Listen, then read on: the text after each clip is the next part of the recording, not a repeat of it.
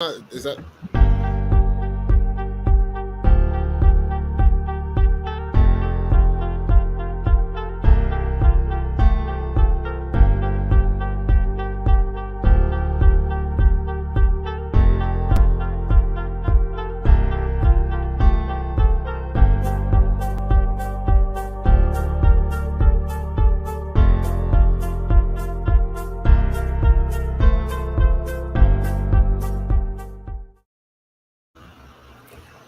Welcome to another episode of the Swool Shoes Podcast, episode number 26.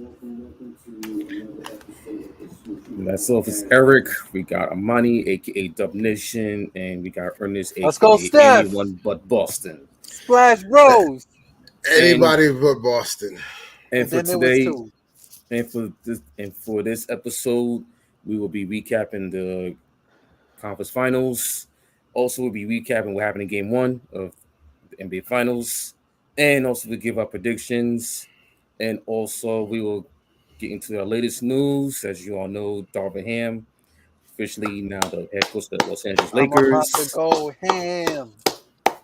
Also, we had another coaching assistant coaching hire, Rick Brunson, Jalen Brunson's father, now an assistant coach for Knicks, former New York Knicks, and also a former assistant with Tibbs, with Minnesota, and also back in Chicago, if I believe. Yeah. So we'll definitely get into that. And without further ado, we're gonna do a brief recap of the conference finals. So the Celtics beat the Heat in 7 games, 4 games to 3. God. Celtics, it was a back and forth series. Basically, most of the games except for games 6 and 7 were kind of non-competitive, like blowouts. Really think about it. Games where we had a couple of spectacular performances. Jimmy Butler, 2 40-point games in Game 1 and Game 6 in Boston. You had the Celtics winning Game 7. You had big performances from Tatum, from Brown, the usual suspects, Al Horford coming up huge in this playoff resurgence. And some questions for the Miami Heat that needs to be answered in this coming off season. Tyler Hero, who didn't get to play much in this series. Duncan Robinson. Yeah, I have to say, let's talk about Duncan Robinson. That contract Duncan Robinson, 5 years, $90 million. He didn't get to play much at all in these playoffs. So he averaged, I think 12 minutes. Yeah, 12 minutes. Probably less than that. He was DNPs, maybe I think 3 games, 3 or 4 games. Also, do the Miami Heat need more help for Jimmy Butler? We'll see what type of moves that Pat Riley pulls off. Maybe a Donovan Mitchell.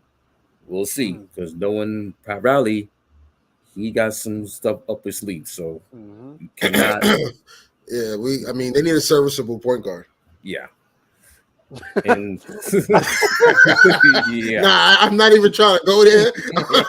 I wasn't even going there. That's crazy. I wasn't even going there, man. Nah, come on, man. I truly wasn't going there. I was not suggesting Russell Westbrook for those who wonder why we're laughing. Because I in our group chat, just to make fun, because everyone's trying to, everyone's trying to trade Russ. Like everyone knows Laker Nation, and so it's just funny when teams lose in the playoffs or they lose a game, and hey, I know this guy will be available, and you kind of send Russell Westbrook in their jersey. So it's like he's literally in every jersey mock-up. It's crazy. So that's why the laughs were there. Again, I was not insinuating Russell Westbrook was the guy for them. I'm just saying Miami needs a serviceable point guard. Kyle Lowry clearly was hobbled throughout the playoffs. Yes, the injury did affect him, but it's almost weird.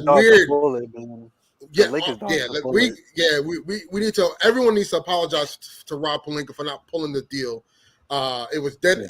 For those who don't know, in 2021, last year, there was a deal at the trade deadline between the Lakers and the Raptors, which involved Kyle Lowry. And I believe it was just for Kyle Lowry, and it was Dennis Schroeder, KCP, and THC. and THT, and it was in a second round pick, I believe, as well. Into that deal. The Lakers did not offer THT originally in the deal. The deal breaker for Miami was, for Toronto, they wanted Taylor Horton Tucker in that deal, and the Lakers were refusing to give up, a young asset in that deal for a player who, again, Kyle Lowry's great, man.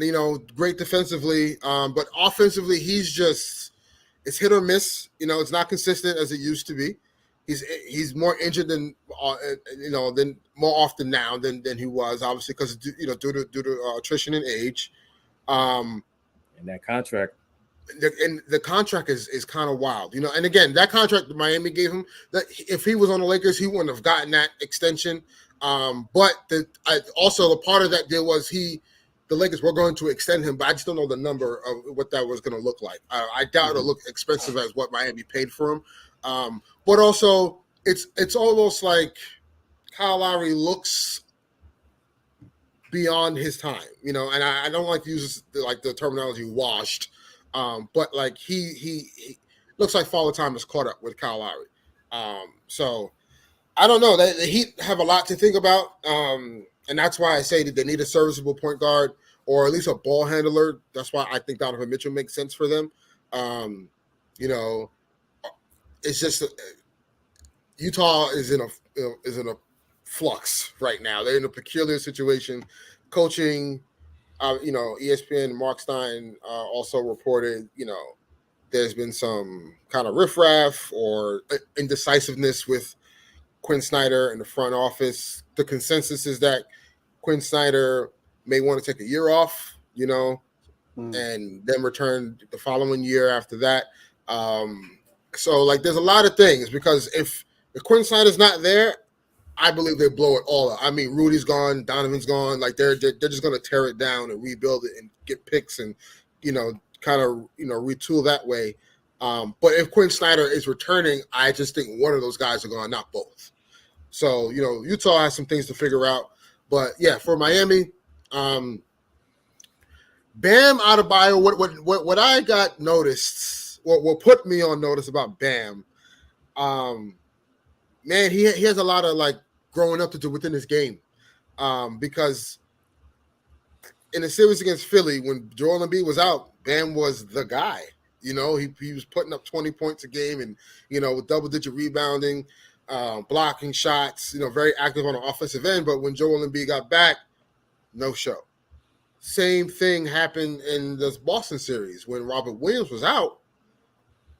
Bam, he was it game 2 where he had I think 27. He had a really good game, and he looked like, oh, okay, if Bam is playing like this and Jimmy's playing like that, Miami's probably going to go to the finals. They, without Kyle Lowry being in the lineup at that time, and when Robert Williams came back from injury, was a no-show until game 6. So let's just jump in real quick and just ask this question to you guys. So do you think that we give Bam Adebayo, or out of the bio as K Perkins would say, out of the bio, out of the bio? Do you think that we give him more credit than he deserves? Is he really that good? Okay. He's not in the tier of Anthony Davis or Cat,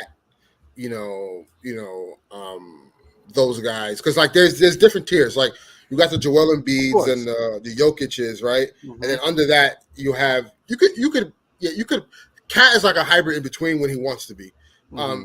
AD got us to stay healthy, but in that second tier you have AD, Cat, what other stretch fours that are out there. Ayton, you could throw in that group, stretch forwards and centers, right? And then that lower tier, is there too. But it's just, I think Bam is a tier. He's like tier 3, but has the potential to be tier 1. Mm-hmm. It's just I don't know what it is about his offensive game. He has a great skill set. He has ball handling skills. he initiates the offense at times too for Miami. Pushes the on the He's a great sometimes He's a great playmaker from the post. From yeah. the Yeah, post. so it's Really very solid. weird that he doesn't use those skill sets to his advantage to be able to score the ball. So there's a lot of things he personally I think he has to just do and focus on in the offseason. I don't think you trade him. I think you keep Jimmy and you keep Bam and you build around those two guys and you keep Strus too. Max Strus, I think you keep him. But everything else is kind of up for grabs. I think you kind of just you got to get guys who are one durable and two that can complement Jimmy Butler because he's very inconsistent as well. Like you don't know what Jimmy you're gonna get. No, I rephrase that. You know what Jimmy you're gonna get when money's on the line. Like in a clinching game, you know what Jimmy you're gonna get. But like throughout the course of a series, like when you're not on the brink of elimination, we don't get that Jimmy Butler. We get like very passive aggressive, almost like Jimmy Butler. Like he chilling, he coasting. Yeah, exactly. So like they're gonna need a guy that can kind of just have those nights consistently, and then when Jimmy Butler has those crazy nights, it's just the icing on the cake. So they have a lot to figure out. Tyler Hero will be sought out, I'm sure, by other franchises and other teams, but it's that Duncan Robinson thing. Miami's gonna have to bite a first round pick on that to get off Duncan Robinson, in my opinion. I think you bring Oladipo back there too. He just needs another year, I think, to kind of get his legs under him. He looked pretty good. I was saying he showed flashes of he still has that Indiana type of spectacular gameplay that he has. So we'll see, man. Miami really disappointed me because they were supposed to do the Lord's work. Giannis disappointed me. First.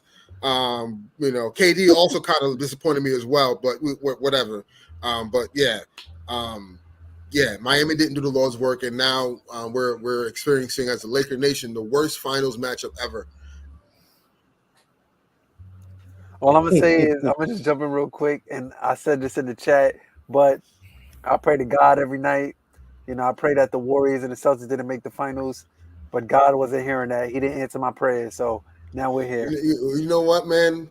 Laker Nation deserves this in a sense because not gonna lie, the Russ stuff was warranted to a degree, right? The frustration, but listen, sometimes the basketball for gods do not forget, and they certainly do not forgive right away. So.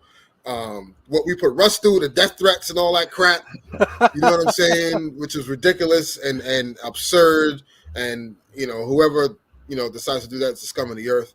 Not only that, the Lakers try to buy their way. You know what I mean? Instead of trying to do things organically, and this is where we are, and this is what we get. But we truly understand now. You know what I'm saying? We are pardoned for our sins. We are forgiven. And next season, we will be back to the glorious mountaintop where we belong. Okay? Because this poverty stuff is not good. Not when you got guys like Russ, AD, and LeBron on your team. That is an embarrassment of riches. Let's try to get away from that topic. Let's move on. That just reminded me of on ESPN when it was, I think Malika, she brought up the Lakers, and you just hear K Perk and RJ just took a deep sigh. Again. What we talking about them? But I mean, just from my standpoint about the conference finals, the Eastern Conference Finals in particular, like you said, Ernest, that the Miami's supposed to do the Lord's work, but like Jimmy just looked flat in the middle of that series, man. Like you could definitely tell the injury was bothering him. And then just game 6, like he just had a heroic performance. And our buddy Sean, who's a Heat fan, like he kept saying, like, yo, like game 6, Jimmy's gonna be like game 6 Braun. He kept showing us that picture, that iconic picture that Braun had in game 6, 2012 Eastern Conference Finals against Boston. And I'm just like, yo, like y'all gotta wear the red jerseys too to kind of go with the theme. But Jimmy Butler was just couldn't do no wrong, you know what I mean? So yeah. But yeah, man, like it was just dope to see like Jimmy Butler like really play like that. But then it was just a terrible ending, man. You know, it's tough as a Kobe Bryant like fan to see Jason Tatum wear the armband.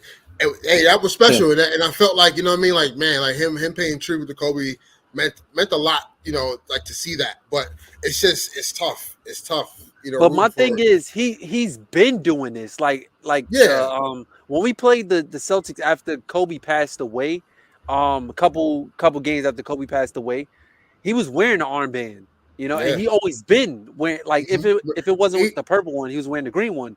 Like Even it's now, just if you look at their jerseys, they have 24 but on the no, shoulder patch. but That's so that's Casey Jones. Sam Jones. Oh, that's Sam Jones. Oh, Yeah, wow. Sam Jones. Yeah, Yeah, Sam yeah. Jones. Yeah. Yeah. Come on So now. you know what's funny? I was at work. I was Hey, at listen, work I and thought they was, you know what I mean? I was at work and somebody said the same thing, and I'm like, nah, bro. Like, I remember a Celtics player passed away early in the season, so they wore number 24 to honor him. I'm like, hey, like the Celtics, I really thought they that was Kobe respect for a Kobe, second. they respect Kobe, but yeah, you know, it's still Lakers versus Celtics here. Hold on, give me a Yeah, second, y'all. yeah. You know, I mean, that's the East, and you know, Boston prevails in a game 7, which they almost collapsed in, which I was hoping. Eric, do you agree with the shot that Jimmy took? So I get it because they're down 2 and they were running on fumes. And the Celtics, they were literally like giving the game. They almost gave game 7 away. Like Marcus Smart shooting 5. Those last 5 possessions made no sense. But I get it. I get why he did it. But you had Al Horford backing up. You might want to go to the rim. But thing is like, are you gonna get a foul call at that time of the game? Just like around 11 seconds. Are you even gonna make the shot at the basket? You know, a lot of things can happen at the rim. So I thought that me, I wouldn't taking that shot, but I get what Jimmy was doing. He was trying to go for the kill shot. He was try to end the series right then and there. Yeah, I mean, we've seen Dame do it, right? And nobody had a problem because he made it. Mm-hmm. So that's the thing. Like, everyone is critiquing Jimmy about the shot because he missed it. But if he made it, it would have been, oh my God, like, playoff Jimmy is a real thing. Mm-hmm. And, you know, how he took down the Celtics literally on his own. Like, you know what I mean? Like, you know, of course, Bam did contribute in game 7, but, you know, how Jimmy was just all night long. He literally kept them afloat while everyone else was struggling. So I agree with the shot. I have no problem with it. Like, you could run that play 10 out of 10 times, and I would say take that shot, you know, because again, like you said, in that situation, like, what if Jimmy goes to the basket, right? And then he tries to go for a layup, and Al Horford swipes it, loose ball off his leg. Like, you know what I'm saying? Yeah. And then, like, it's just, people are going to critique that. Like, oh, he should have just took a jump shot. He had Al Horford backpedaling. Like, it's listen, man, it's a catch-22. Damn if you do, damn if you don't, right? Mm-hmm. But I agree with the shot. I have no problem with it. You know what I'm saying? I think it was a great look. And that's what you practice for, man. Like, those guys practice those shots. You know what I'm saying? KD does it all the time. KD did it twice, back-to-back finals. Game 3, nobody had a problem. And I get it, different circumstance. But that game 3 was the series. Like, that turned around both. I mean, in 2018, I mean, that was just was onslaught. But, you know. Yeah, 2017 and 2018. Yeah, but the 2017 game 3, that was such a close game. When KD hit that 3 in LeBron's face, you knew that was a dagger. So, you know, it's, you know, those.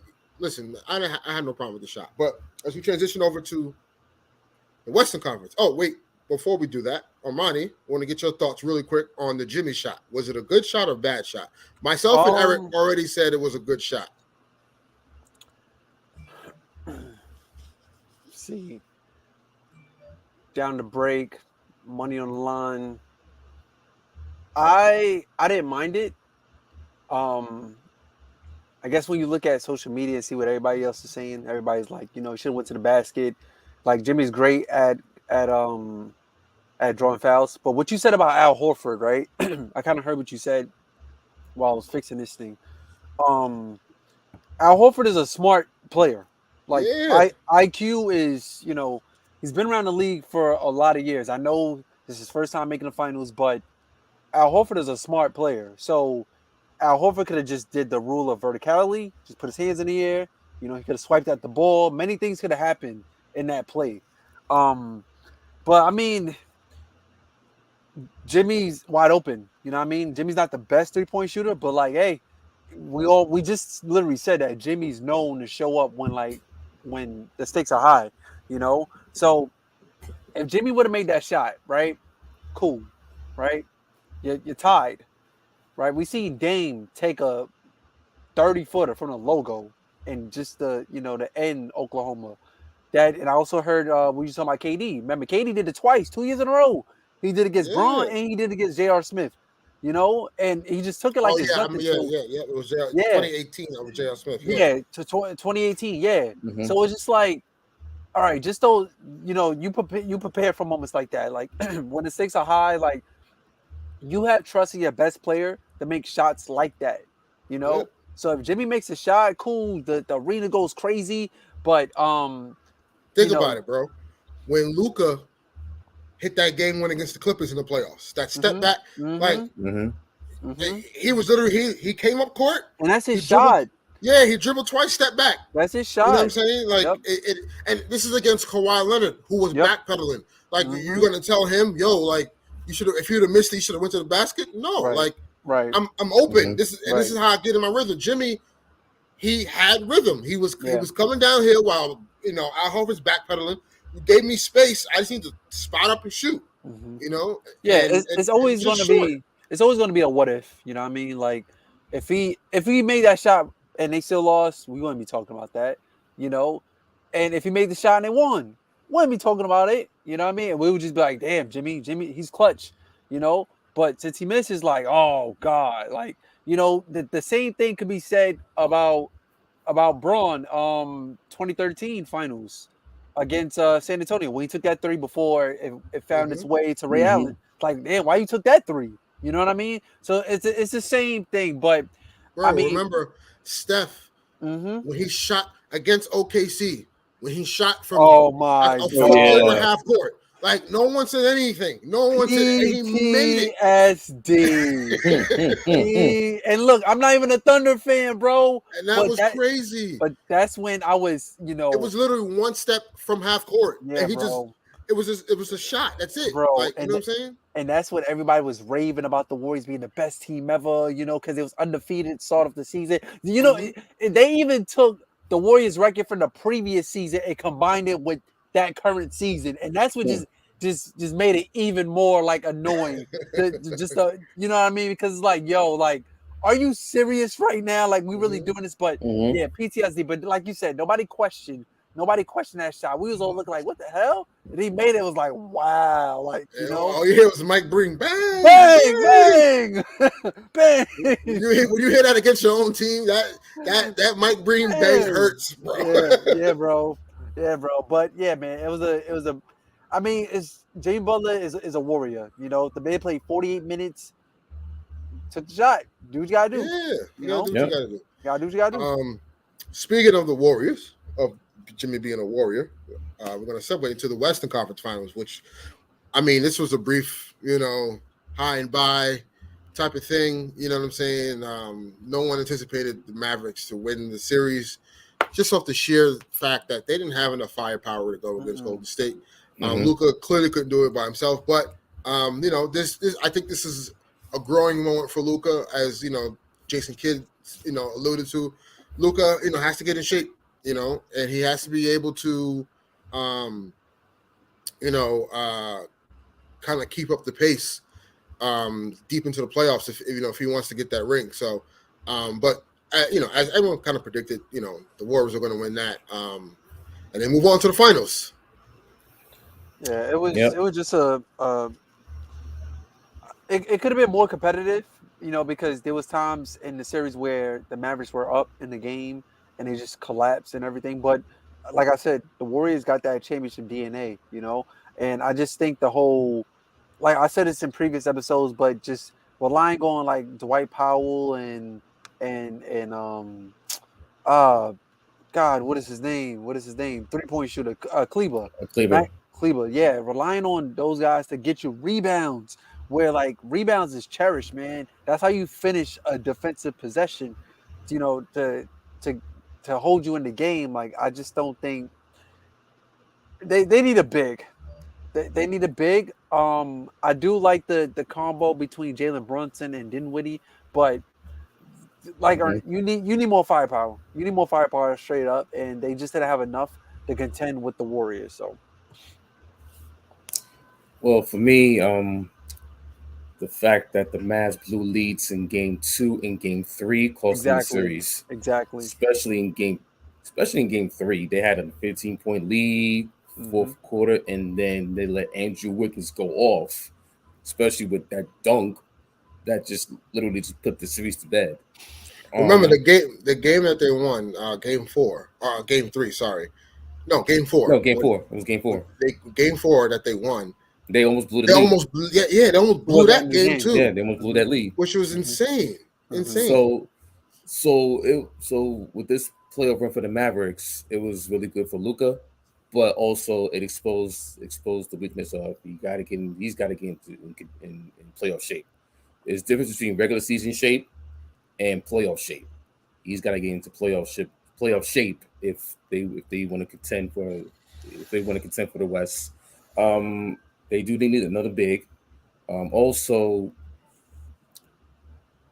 now with the priority of Jalen Brunson coming up in later this month in July for free agency, what other pieces do they need besides a big man? And also, if they re-sign Jalen Brunson, what other pieces do they need if they want to contend in the West? Well, if they re-sign Jalen Brunson. Which I believe they'll re-sign him. A two-way wing. What? Yeah, I think it's a big if because I don't know if Jalen's going to go back, but we'll see. Jalen Brunson, if they re-sign him, this makes Tim Hardaway Jr. expendable because you're going to have Dorian Finney-Smith, who kind of could play that role now, has gotten better offensively, and you also have Spencer Dinwiddie as well. So you're going to have a redundancy at that guard position. So I think, they've gotten this far without Tim Hardaway Jr. It clearly tells me, okay, they can get off him. I would honestly package Tim Hardaway Jr., Dwight Powell, and a pick for, a serviceable wing. If they can somehow pry Jeremy Grant from Detroit, that'll be a perfect fit for them on that team. It may cost them Maxi Kleber or something like that, but who knows? You can always replace Maxi Kleber. Yeah. So I think they need a wing like that because Luka, you're gonna have to mask Luka's defensive deficiencies. So right. You're gonna need comparable players on the court like a Dorian Finney-Smith who can guard. In those clutch moments, when it matters, because Luka's going to get picked on. It happened all playoff long. Every switch they were calling Luka out. For to one-on-one. So, Mavericks has some work to do. I think next year they'll still be a contender. I don't know what big they'll be able to get. You heard rumblings about Rudy Gobert or Ayton. I don't know. We'll see. I got reservations about Ayton going there. I think Ayton's going to go to Atlanta, but we'll see. We'll see. But the Mavericks definitely showed us something this year. Jalen Brunson definitely showed this year, and he getting paid. And yeah, it's going to be some exciting things to see in Dallas as things unfold in the playoffs. I just hope it's not a flash in the pan. So I just hope it's not a flash in the pan with him. Here's the thing, though. Who with Jalen Brunson? Yeah, because there's a contract year, so know they're going to play better with the contract. Exactly. Yeah. But he doesn't rub me that way, though. No, but he went to Villanova and won 2 championships, so he's a grind horse. Like he looks like a guy that he is after it. You know what I'm saying? So I don't think he'll kind of lacks, once he gets a deal that he wants. Yeah, I don't see it. I think, whatever team he winds up on, Mavericks, Knicks, other teams that need a point guard out there, I think he'll have an opportunity to be featured now, than be like a Cole-ish, star. I mean, he's not a star yet, but he's getting there with Luka. So, we'll see. And, again, Warriors prevail, and they're here in the finals. Goodness. Steph Curry, the Magic Johnson Award winner. Yeah. Can we just talk about that real quick? That is so corny, man. Like for real. Because you know what's going to happen? Go ahead. People going to use this as a tactic to talk about legacies. But we're not doing that. We're not doing that, man. It's crazy that because the wild thing is LeBron would have had 9 of those. You know what I'm saying? He went to the finals 9 straight times. He would have had 9 of those. All right. You know what I'm saying? Well, sorry, he went to the finals 8 straight times and then was there 9 out the last 10 years. So he'll have both awards. Yeah, he'll have 9 of them, bro. Yeah, both Larry Bird and Magic Johnson. But yeah, I mean, whatever. It is what it is. Jason Tatum, Eastern Conference Finals, MVP, and Steph is the Western Conference Finals MVP. Kudos to them. They had great series to get their team to the finals, and now we're here. As you know, Game 1 was on Thursday. Man, what a show that was! Steph came out on fire. Hitting 6 threes in the first quarter. I was like, whoa, this is. I'm like, this is how. But I was looking at Steph like, okay, this is how he's going to play this series. But then halftime came. And I said, wait a minute. If I'm Boston, I'm actually feeling good. I'm up 2. It was a 2-point game. Going into halftime after Steph going berserk. But also, if you remember, he didn't score any points in the second quarter. Right. He didn't score any points in the second quarter. He took 1 shot in the fourth quarter. I said this to someone before when they asked, Ernest, who do you got, Boston and I'm like, man, can I drink bleach instead? But anywho, I went with the Warriors because obviously, as a Laker Nation, I understand. Bleach probably tastes like Kool-Aid, man. Yeah, dude. These times. Hennessy's delicious. The crazy thing is, I understand Laker fans. Some are indifferent. Some are not old enough to know about the rivalry, right, with Boston. And, all they kind of know is Golden State, and the hate they got getting Kevin Durant and how they ruined the league, which they really didn't. But,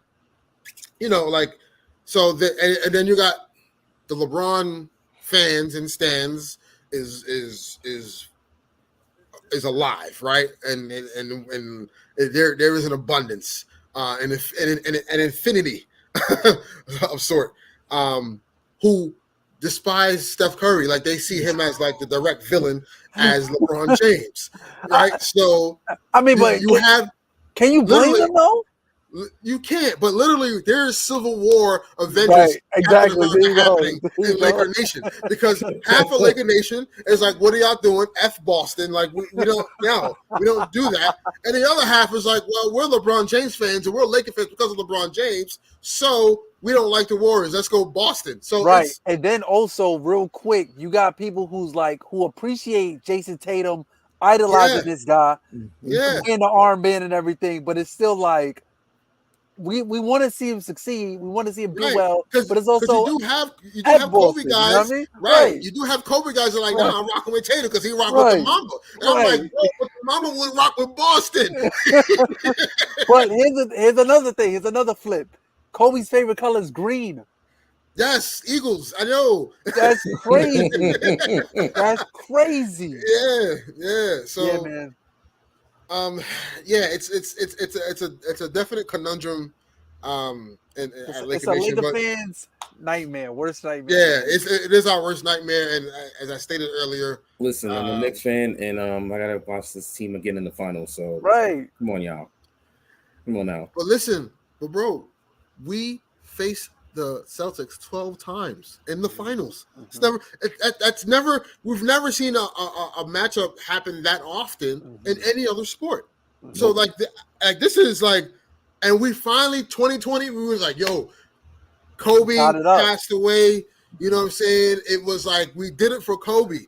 Number 8, right? Number 24, and we got number 17 to get 18, and we Mhm. tied the Celtics. You know what I'm saying? Like That was after the 2 years last, ago, and now the Celtics are back in the finals. it's Right. yeah, you know. But and again, we got to get to the finals talk. Enough about the Lakers, but geez, the silver lining in this though is that this by Boston getting to the finals and potentially winning it because. Ooh, it's They looking have a real legitimate shot. They have a yeah, legitimate shot. it's looking real slippery for the Warriors. But and the silver lining in this is that I believe that with the Celtics getting in the finals and possibly winning, that the Lakers front office and franchise is like, whoa, we got work to do. You know what I'm saying? So especially if they eclipse us and they get 18 and we're on 17 and they're kind of running that roster back next year and we're looking at, you know, a couple 3 guys and hey, They got what there's we a doing? picture. There's a picture of the Celtics logo in the front office with a big red target around it with the pin You right know, on it, like so But yeah, we should have 18 now because last year, whatever. Okay, so yeah. So now we're at the finals. As we said, Boston came back after being down double digits. Going They in were down actually midway. 12. They were down 92-80 end of 3. Think about that for a moment. 92. They allowed 92 points for the first 3 quarters. but 16 okay. in the fourth. So then I see. All right, I appreciate you bringing that up because 12-point leads, even a 20-point lead, is not a big lead anymore. As long Not as even you a shoot, 30-point lead. right? Not Not even even a a 30-point 30-point lead. lead. As long as you So shooting that tray ball, that's so going to keep you in the game. here's a crazy stat, and mind you, they shot 9. They hit 9 threes. I believe in the Al fourth Horford quarter had alone. 6. Yeah, He had 6. 6. Yeah, they hit Derek 9 White had threes. 5. Right, they hit 9 threes or 10 threes, whatever, in the fourth quarter alone, and the Warriors only had 7 field goals. Like, think about that. You know what I'm saying? And then Jason here's a Tatum went crazy 3 for stat. 17. Yeah, yep. And here's a crazy stat. Middle of the third quarter. Well, actually, no. They were trailing 87-72, in the third. So from that midway point to the third quarter to the end of the game, they went on a 39-16 run, bro. Like what? And this is without Jason Tatum going off. This is Jalen. This is the thing. The key was that during that haymaker that Steph and the Warriors were throwing at them in the first quarter. One was I was looking at their defense and I was like, why did it drop coverage? They leaving stuff wide open. There was a lot of miscommunication, I think, on how they were supposed to go over screens and kind of fight through those things and the switches. I was very perplexed. I'm like, you're leaving Steph Curry wide open. But then what I kept seeing was that aside from everyone else, the one person that was constant of getting to the basket was Jaylen Brown. He kept going, no matter how much he struggled shooting the ball in the beginning of the game, he kept going to the basket. And I was like, oh, he's just trying to wear them down. And then what happened in the fourth quarter was he just got hot because he had it rolling, and everyone else just followed suit, man. And they just woke up defensively. They figured out what they were supposed to do defensively. One from versus what they were doing in the first quarter, and I said this before when someone asked me about like who do I got, and I was like the Warriors, but I'm skeptical because of Boston's length. Boston. No matter if you go small or big, Boston can stay big because Al Horford can guard on the perimeter. You know what I'm saying? Grant Williams can guard on the perimeter. Rob Williams can kind of guard on the perimeter. Derek White can guard. You know what I'm saying? So, like, and I also said, like, the conundrum for me and the thing I like, it's hard for me to figure out is why I'm like iffy on picking the Warriors. They're literally playing 4-on-5 on offense. Draymond Green is not shooting the ball. But here's what's going to happen. They're going to force Draymond to shoot this entire series. Yeah, they are. Exactly. That's the game plan. Like, You know, Draymond to shoot. Jordan Poole, he was I MIA don't. after that. The moment may be too big Oof. right now. It's Yeah. just the jitters. It's the jitters, and I think he'll have a good game too because he'll get more acclimated to the atmosphere and the expectations. But man, I mean, they're gonna they have got to to figure it out because also I think Steve Kerr's gonna have to play more minutes for Jonathan Kuminga. Yep. That's my yeah, he's gonna have to. because if you're gonna go small, you still need that wing depth to match the Celtics wing depth. They had Iggy out there at one point, man. Like, you cannot play Iguodala like 20 minutes in this. I'm sorry, no. I get that. I get the sentiment, but you need Kuminga out there just to like have a chance to keep up with those young guys in Boston. Yep. I would also play. Well, here's the thing. They're probably waiting on Gary Payton Jr. to come back. So like they're gonna try him before they do Kuminga because again, Kuminga's a rookie. He's a rookie, and I'm not gonna lie. Jason Tatum was smoking him, man. Like, you know what I'm saying. So I just feel like Gary Payton Jr. is a little bit. He's a veteran. He's been around. He's a very good defender, very good rim protector as well for his size, and he's a rugged player. Like, he matches what Marcus Smart does. You know what I'm saying? So, and they need that, and that's what they're missing. And I think what's going to wind up happening is that maybe Kerr's going to have to make a decision on is Draymond Man's going to have to get cut, and Draymond does so much, right? I think, but you're gonna need guys to kind of fight fire with fire, like right, exactly. If Peyton Pritchard is hitting 5 threes, bro, like. And it's only Steph and Clay shooting threes out there. Like, you know what I'm saying? Like, I don't know. Like, is Gary Payton Jr. going to be the guy you kind of may have to replace? And I also think that Golden State is going to have to move away from his depth lineup as well, too, especially when you got Robert Williams and Al Horford out there at the same time. You know? Because that's Draymond's getting killed down there. Right, exactly. And, like, all right, sure, he could play defense, but also at this age, fatigue starts to set in and everything. But to have two guys that are interchangeable, one could play the power forward position, one could play the center, and then they can switch. And they're pretty good defenders as well, too. Like, that's going to be an issue. Like, I get it, the depth lineup is quick, run you off the floor, but like, Boston could play both ways. They can speed up the tempo and also slow it down as well, too. But also, the thing is that the biggest key is that they're physical, and the Warriors are more of a finesse team. Yes, they're a great defensive team, but they're more finesse. They're not physical. Like this Celtics team reminds me a lot of that 2020 Laker team. Like, big wings, we're just gonna outrun you. We're gonna be tougher than you, and and we're gonna out rebound you. We're gonna get all loose balls, and we're gonna play tough, physical defense, and that's what the Celtics do. Like, they do that, and it's, man, Clay gonna have to wake up very fast. Yeah. Wiggins is gonna have to, we're gonna need 15 from him every night. 15 to 20 at least, just to have a chance. Like, it's and who's to say, like, is Steph gonna have another game like this? Like, the same way that the Warriors have to adjust now, the Celtics will have to adjust too, because they know what's coming. They know the onslaught. The Warriors, the Warriors know this is a wake up call. Like, they cannot go down 0-2 going back to Boston. You're not beating Boston 4 out of the next 6 if you lose this next game. You're just not. You're not. So they got to wake up and they got to figure it out, because if they lose tomorrow, man, I think the series is over. Also, take into consideration, Jason Tatum went 3 for 17. They still won by 12. Right. So if JT has his regular game and the Celtics shoot, they blow him by at least 20, 30 points. And also, I think, again, Al Horford is not going to shoot like that again.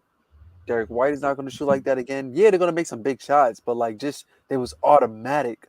You know what I mean? And just the Warriors defense was just non-resilient to what they were going zone doing in that fourth quarter. And even then it was too late. Yeah. Like, you're going, like, I'm like, oh, y'all going zone now? Damn, like, this is bad now, so, because going zone literally means, like, if I'm Boston, we can't guard. It's like you can't guard me 1-on-1, so you got to guard space now. Right, exactly. So there will be. Celtics will be. The Warriors will be in a world of trouble if they lose tomorrow night. Tune into tomorrow night's game. It's going to be compelling to watch. And my prediction is I'm going to stand on it. Anybody but I really want to say nobody in 7, but anybody but Boston. And I'm going to say Warriors in 7. Yeah, it's gonna go down. It's gonna go down to the wire, man. I got Warriors in 7 as well. Shout out to Dub Nation. Shout out to Steph Curry. Shout out to E40. But yeah, man. But I don't want the Celtics to win, man. Like, come on, man, come on. Can't have that. But I will say this: the Celtics been through the gauntlet. They've been through the gauntlet. Bro, you can't refute KD, Kyrie. KD, Kyrie, Giannis, and Jimmy Butler and the Heat. I mean, listen, that is an impressive run. Gauntlet, man. Oof. Not gonna lie, if they win, Jason Tatum is cemented, bro. And we were saying that. Not gonna lie, this is an historic run if he wins. Yeah. You know what this run reminds me of? Dirk. It reminds me of Dirk. Yo, very reminiscent of Dirk. Dirk first round went through Kobe, right? Yep. The first round. It's crazy first round was Portland. Second round was Lakers sweep. Oh yes. Thunder, and then the Heat. He went through Kobe, KD, Russ, Harden, Gasol, Wade, Bosh, and LeBron. Like that is an impressive. That is definitely on par with. Yeah, absolutely. He beats KD, Kyrie, Giannis, Jimmy. Oh yeah. And it's crazy because we was saying that like when we was doing our predictions, like Miami had the easier path to the finals because all they had to worry about was Atlanta. They made quick work out of Atlanta, and then who was the second round? It was Philly, right? They did what they had to do. And then we was like, all right, they're gonna meet right, and then they're gonna meet their match when they get to the conference finals. And like, sheesh, but Boston, they went through the gauntlet, man. And mind you, with the Celtics run, they had to win the Game 6 elimination in Milwaukee. They had to stave off. They had to win the Game 7 on the road in Miami. Yeah, and that's the thing. I was telling people like, yo. The Warriors haven't seen a team like Boston all playoff series, like all playoff long. They went through. Think about it. Their first series was Denver, and it was against Jokic, and he had no help. Second series against Memphis, they played a Grizzlies team that didn't have John Morant after Game 2. Like, and then also got blown out by 50 one of those games. Yeah, but still, like we all knew Memphis wasn't going to win that series without John Morant. And then they go and play Dallas, who, essentially got there for the first time and inexperienced and stuff like that, and they're on the come up, because they caught Phoenix lacking. So the Warriors didn't see a team like the Celtics. The Celtics have been battle tested the whole playoffs, and they faced tougher competition, in my opinion, to get to where they're at. So the Warriors are in for a rude awakening, man. They got to shape up quick. But as we segue into the NBA offseason, is nearly here. The last two teams are still, fighting it out for basketball is almost over, man. Damn. Basketball's almost over. But the interesting thing is about the NBA, it's almost an all season, all year. Yeah, but it's not. You literally it's not the same. Like you don't get the games, but you literally get a week. Like after the finals, it's a week of like silence. Right, and then everything else, like the draft, free agency, like all that stuff starts to roll in. So then after that you got summer league, and then like the Lakers literally just put out their preseason schedule already. I seen that. You know what I'm saying? So it's teams are prepping for next season like 2 months ago because it's already here. So the draft is on Thursday the 23rd. So right, exactly. You get a lot of noise. Are going to end next week. There's already a lot, and that's it. Yeah. Also, there's also noise about what's going on with who's going to be trading up, trading down, who's going to be like. So it's a lot of stuff happening right now. So there's no actual movement, but there's a lot of rumors, stuff flying around about the draft and who's going to move up, who's going to trade down, whatever. So stuff starts. This is where the offseason starts to really happen. Yeah, and now one of the first big news that broke last week Friday, the Lakers, and it was very very fitting when the Celtics win Game 7 in Miami. That same night, the Lakers announced the hiring of Darvin Ham, the new Lakers head coach. Really, really excited for Darvin. Was on that 0-4 Piston team and they whooped us in the finals. Veteran guy, been around, was a role player in the league, but very well respected. Physical, defensive background. Physical defensive background. Mm-hmm. He was one of the guys that broke the backboard in the game. Play with the Nuggets. Darvin has been around, man, and he's been Budenholzer's assistant for like over 10 years, 10 seasons, something like that. Mm-hmm. So he's been in Atlanta. He was on the Lakers in 2011 to 2013. He obviously just won a chip with the Milwaukee Bucks last year. Was assistant head coach there. Darvin's been around. He's well respected around the league. And I think this is a great hire for the Lakers, given the fact that the roster makeup and the veteran guys, you need a person with a voice, a person that can command the room, a person that's going to garner the respect of veteran guys who's been there, done that. And Darvin's been there. He's been on the championship level. So I think it's good. The reports are coming out. Yesterday the Lakers actually made it official. They announced it themselves. Well, reports that came out that he's given full autonomy to make hire his own staff, because as you all know, Frank Vogel wasn't given that necessarily freedom, because Frank Vogel wasn't the first choice. He was the third choice. Darvin Ham was the second choice. So the first choice was Juwan Howard, but Juwan Howard, has an opportunity to coach his sons at Michigan at his alma mater. Right, So you cannot refute that. Yeah, right. You can't argue with that. And I'm sure if that wasn't the case, Juwan would be our head coach. So, and shout out to the NBA, man. 50% of the league have all black head coaches, and that is something to be proud about and happy about. Adam Silver said something that was really important to me. He said, when it comes to stuff like this, I don't want this to be news. Like, this should be normalcy. So. I'm glad the NBA is doing that, and shout out to the players too. A lot of people, claim the players don't advocate for these guys, and clearly they do. Because you see it on the court and how they play. Look at Ime Udoka, how he was able to turn that team around. Look at JB Bickerstaff in Cleveland, how he was able to turn that team around. Monty Williams, how his first year he got to the finals. You know what I'm saying?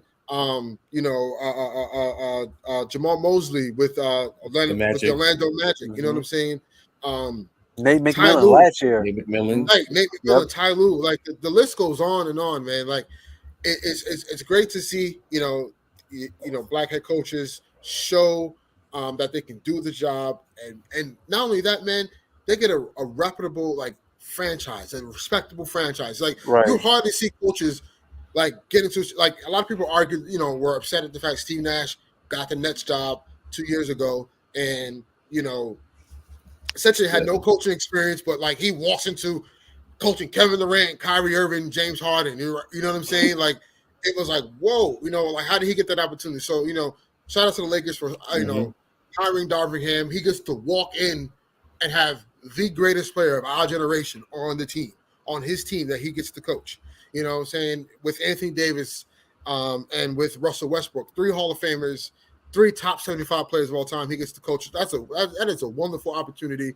And I think he's going to do well. I'm excited to see the offense he, implements in the defensive schemes, and how he,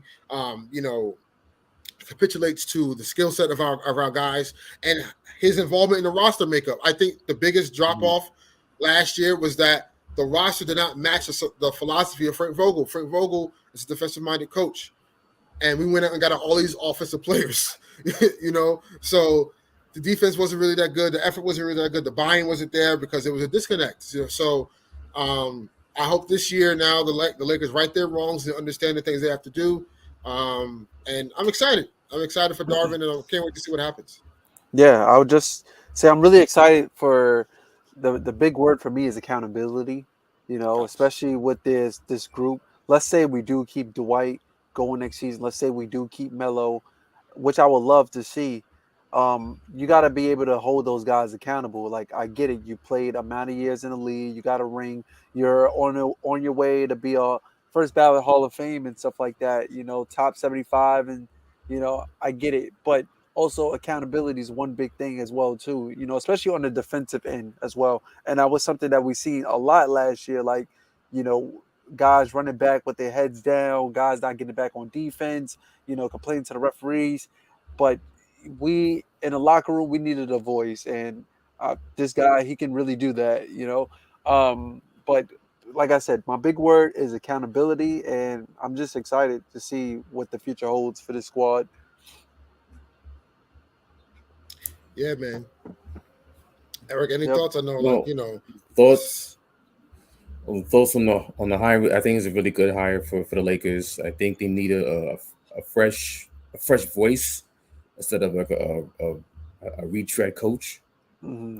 And the fact that Darvin Ham has had plenty of experience as an assistant is going to go a long way for him to establishing his credibility with the Lakers, with the roster, especially with LeBron and Anthony Davis and Russ, because I think nowadays you need a young coach who's had experience on the bench It's not about the X's and O's no more. and also yeah, relationships. it's about it's How you about can relate to the players. right, Right. and You know, it's about how can you handle the personalities, man, and how can you create this team camaraderie where guys want to play for each other. So Mm-hmm. look at no more individuality. look at Udoka.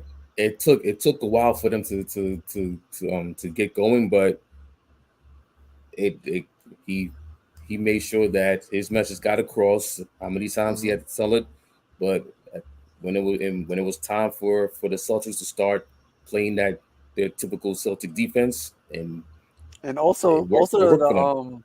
also the departure of Dennis Schroeder.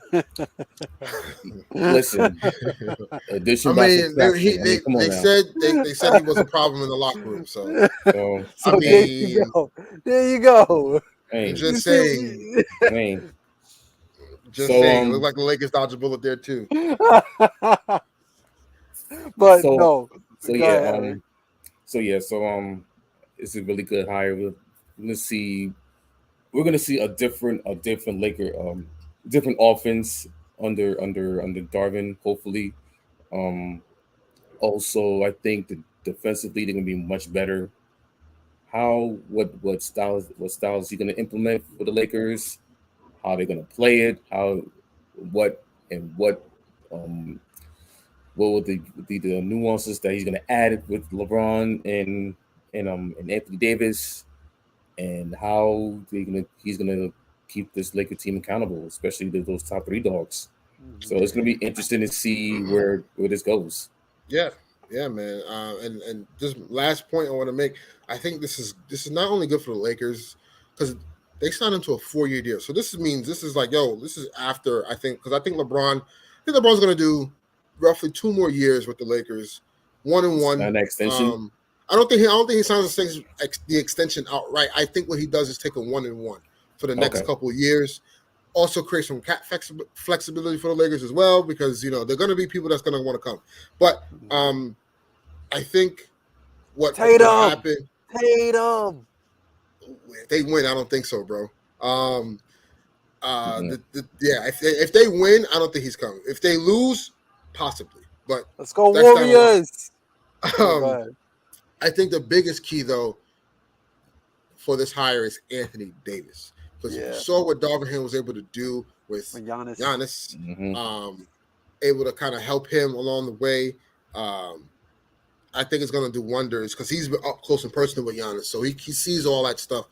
And what the thing that separates Anthony Davis from Giannis is the motor, because the skill set is there. It's actually better than Giannis, but Giannis's motor is godly. Like it is top tier is elite, and he's able to put that that effort, onto both sides of the floor. No one plays the game on both sides of the floor like Giannis does. Like the last time you've seen that was maybe like LeBron 2011, 2012.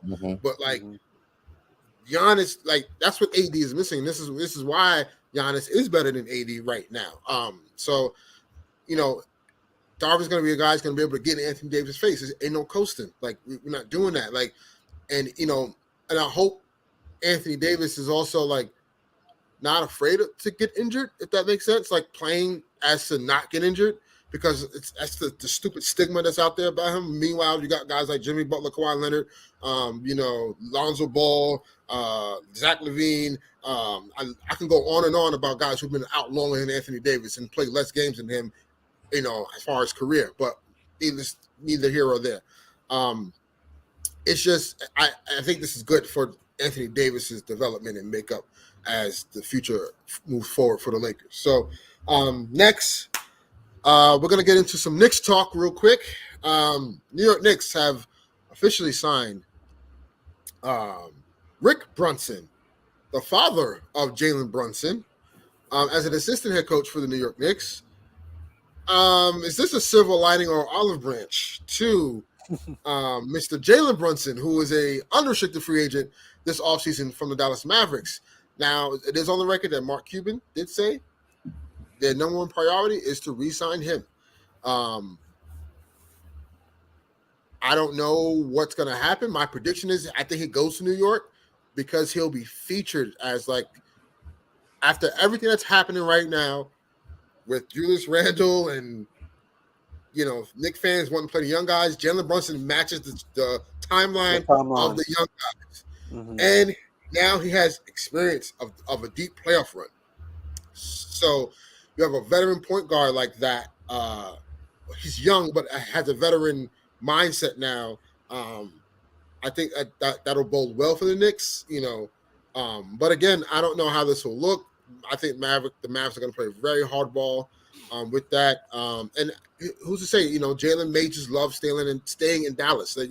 That's where he's had his success and he's ascended. And maybe he likes the role that he's in, playing alongside with a great player like Luka. But also, it don't look too bad if you're a part of the change in Madison Square Garden. If you're the catalyst that helps them get to the playoffs and be in contention, and you're part of that building block, I wouldn't be mad at it either. It's a double-edged sword. Put it like that. So it's a win-win for him. If he goes to New York, like he'll be a part of that young cast that Knicks fans want to see out on the floor. And if he does stay in Dallas, like, all right, Dallas seen that they can make some noise. That, like, shit, they went to 7 games with Phoenix and they was able to beat them, and Luka's an ascending talent, So let's say if Dallas does keep Jalen and they do add some pieces to compete for a chip, it's a double-edged sword. It's a win-win, Yeah, I don't think he loses in any situation, honestly. But we want to get the Knicks fans' like personal thoughts on this, because you guys are definitely in the market for a point guard. You guys need a serviceable point guard, not Russell Westbrook. That's not what I mean. They're already building bricks at MSG. We don't need any more, man. Oh, come on. They got a construction site going on there, man. Come on. Listen. Do not be surprised. That's all I'm going to say. It's on the table. I'm letting you know. It's on the table. It's been talked about. But that's because of that expiring contract. Well, yeah, the expiring contract, and there's a certain birdie, that's been in my ear that there's a certain guy on clutch on your roster that the Lakers want. Cam, yes, sir. You know what I'm saying? Listen, at this point, so let me get into the whole Rick Brunson signing. So now, mind you, the reason why they signed him now, because first he was Leon Rose's first that was Leon Rose's first agent. Yeah, he was a CAA, right? He was CAA. Hold on. Okay, so he was Leon Rose's first agent. Also agent with Tom Thibodeau. who's now the president of basketball operations, who hired Tom Thibodeau as head coach. His dad, Rick Brunson, played with the Knicks under Tom Thibodeau, who was an assistant back then with Jeff Van Gundy. Also, he was an assistant with Tom Thibodeau in Minnesota and Chicago. So you have the whole CAA conundrum with the New York Knicks. There again. As far as this maybe landing Jalen Brunson, that I don't know. Jalen Brunson is looking to command at least 20 to 25 mil per year. That number's steep, yeah. I mean, but at the same time, how about a 3 year? How about a 3 year 75? 75 with an opt out after 2? Okay. Y'all can eat that. Y'all can eat that. Okay. But also now you're looking, is he going to be a stopgap, or is it going to be for a long term? Because they still need talent, because with the roster they have right now, can they maybe contend for a playoff spot? I don't know. To see how other teams fix their roster next year. But my question to you, right, real quick, is that let's just say, right, because you guys right now are 10 million under the cap floor, right? Mm-hmm. So and Mitchell Robinson is coming up, right? So here's my thing. You said you don't know the roster you want to build around if giving him that money kind of straps you guys to make other moves. But if playing the young guys is what you guys want to do anyway, you would have to get off long-term contracts like a Evan Fournier, Burks, Burks, 70 million for Kemba Walker. Noel, Derrick Rose. That's 6 guys, right? That's 5 or 6 guys. You can build a roster by trading those pieces, coupling with the young guys that you guys now have on the squad. So I don't necessarily think it signing Jalen is a bad thing that holds you guys back. I didn't say it was a bad thing. But it's like, okay, so if they go that route, sign Jalen Brunson, okay, what other pieces do they make to at least alleviate, or like I say, consolidate their roster? Because they need to consolidate their roster. Yeah, you have a logjam at forwards. So I'm thinking Burks got to go. So Burks. I need Burks in the Lakers jersey next year, man. You can have him. You need shooting. He gives you that shooting in the fourth. Burks, Noel. I'll probably put a Derrick Rose because if that's his injury status, injuries are coming up, and he's 35. Mm-hmm. And if you sign Jalen, you're gonna have Quickly as your backup point guard. So you're not gonna need a service with Derrick Rose there. Right. Mm-hmm. You listen. I will call Chicago. Like, y'all want Rose back? He's still serviceable. Don't get me. Don't not get it twisted. Because of their point guard situation with Lonzo, right, and them not knowing what's going on with him, they're going to be in the market, looking in the market for a point guard. I don't care what no one else says. Their number one priority is Zach LaVine, and literally right after, it's getting a point guard that can kind of last throughout the season, until Lonzo gets healthy. So, hey, Derrick Rose, I think, would be a good piece. He goes back to Chicago, goes back home. Yeah, yep. So I'll probably ask for. I would say give me Thaddeus Young. And Thaddeus, probably a pick. He's very serviceable. Yeah, I didn't look at the salaries, but it probably matches up. They're probably both on. I think Derrick Rose on the minimum.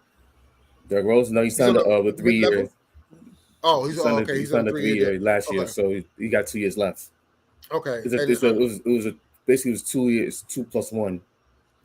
He got and when is he a free agent? So he resigned 21, 22. This is 22, 23 coming out year 2. Year 3 would be 23, 24. So look, it matches because Thaddeus Young's on a 3-year deal right now. At 43 million, so the average salary is about 14.5. For the next 2 more seasons. So you could probably eat that. Yeah, I think it matches up. And I would say for that, and plus, they're looking to move up in the draft. So you add that alongside with maybe get a Brunson, maybe they could play around and move up in the Here's draft. what I would do if I know I'm getting Brunson, right? But see, there's the trick to this because it's not just like Brunson's unrestricted; he's a restricted free agent. No, So no. I heard he was unrestricted. Oh, he's unrestricted. He's unrestricted. Yeah. Okay. Oh, perfect. Even better. So yeah, that makes life a lot easier if you guys sign Brunson. I think if you guys want, because if you guys could get Jaden Ivey, because that's what's circulating. The Knicks really want him. Yeah. He was at the CAA draft. He's projected. Top 4. He's a projected top 4. And also he had a CAA draft combine, and all the Knicks front office executives were there that draft day. So they really want him. If you package Julius Randle, and what's the pick I got? 11? 11, yeah.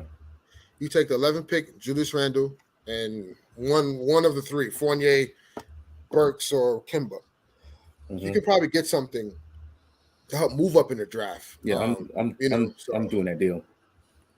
Yeah, I know. I'm doing that deal. One, I'm offloading Burks and who you said? Burks Julius, and Randle and the 11th pick. Yeah, so Burks and Randle to move 11, up in the draft. Yeah.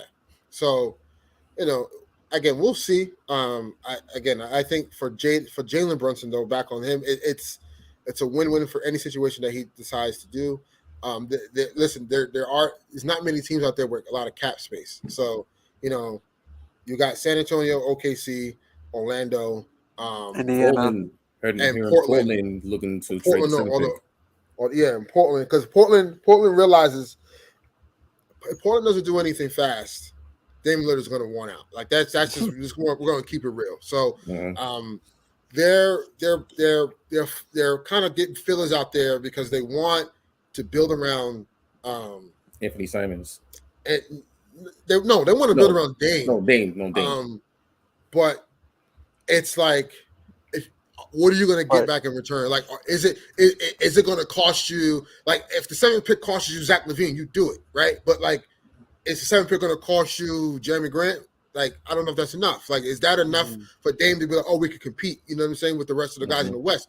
The West is going to be a bloodbath next season. Like, the Clippers are going to be back. The Lakers are certainly going to be retooled somehow. They're going to be back. The Nuggets are going to be back. The Warriors are going to be better. Who knows what moves they'll make if they lose this finals as well. You know what I'm saying? Phoenix, I'm sure will be. I don't know because of that whole age situation, but Phoenix, I'm still not going to rule them out. They'll be in contention. The Timberwolves are on the rise. They're here. Memphis is here. Like there's so many teams. New Orleans, they're gonna get Zion back. Like think about that, So it's they got to figure it out, So I don't know. And I think and also I think next year the East is not going to be as strong as this year. I think they're going to be several teams in the East that's going to drop off. Really? I think so. I really think so. I don't see the Nets. I don't see the Bucks. Nets, Bucks, Celtics. That's 3. Sixers are going to be up there. Sorry, they're going to be up 4. There. I think Atlanta's going to drop. Atlanta's going to drop. I think. Indiana. Now if they get Ayton. Okay. They get Ayton. They in contention. All right, so that's it's maybe, but I'm letting you know it ain't right there. It's maybe, but so you still got Charlotte's dropping. Charlotte's going to drop. Yeah. Charlotte's going to get better, though.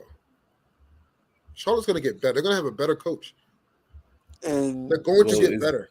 Kenny Atkinson is in the running. Kenny Atkinson. Chicago's shaky right now. Chicago is the question mark because they have in the East they have the biggest question mark right now because if they're not going to retain Zach LaVine, that means they're going to sell the farm again. You're not going to compete with Vooch and DeMar DeRozan and Caruso. You're just not going to do it. So Cleveland, you got Cleveland's on the rise. They're going to get better. You know what I'm saying? So I don't see teams dropping off much. We literally named 7 teams and we have a play-in tournament. So there's already 6 teams that's kind of a lock already for the East, right? Nets, Sixers, Bucks, Celtics. That's 4. That's already 4. So Miami. 2 more Did he drop? teams. Miami, no, they don't drop. They don't drop. They're a regular season team. Like they play, like they're going to get better. They're just going to Miami. They're one of those teams that's always in the mix. So that's already 5 teams. And then who did I didn't mention? Right, I didn't mention. Knicks. I didn't mention the Knicks. I didn't mention Toronto. Raptors. The Raptors Toronto. who are going to get better. Yes. Like, But there's one about OG Anunoby.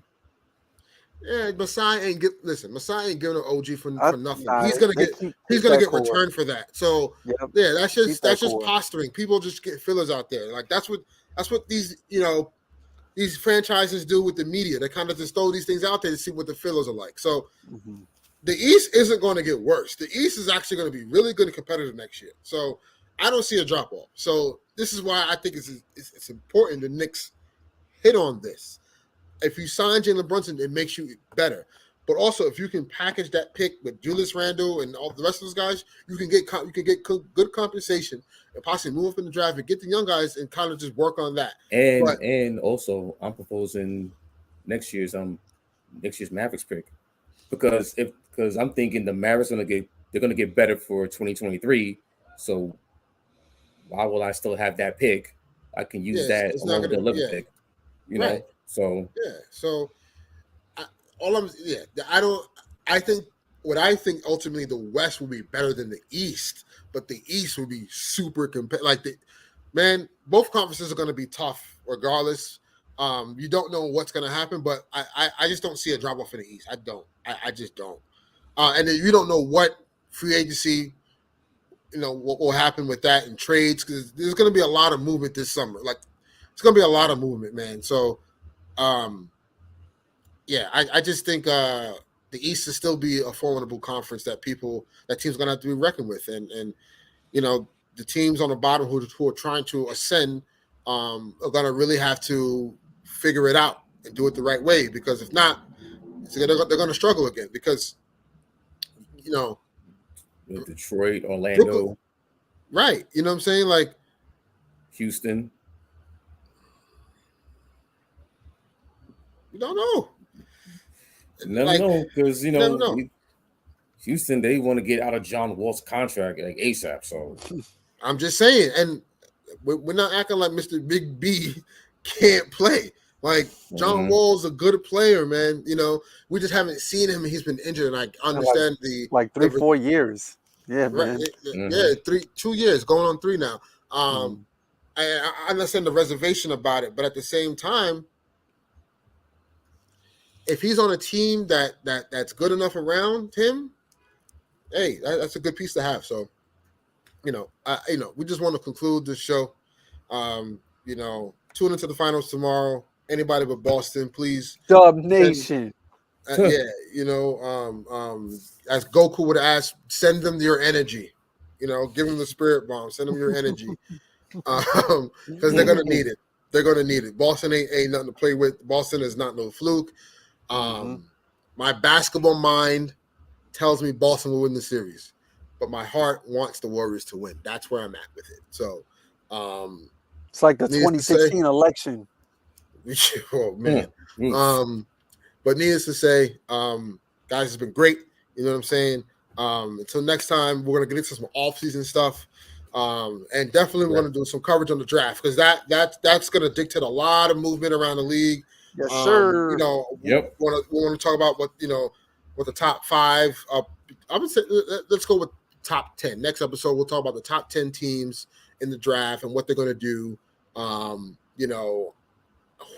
going to go where and what may happen, what may have you. So we'll cover that, and obviously we'll cover more news that may come out.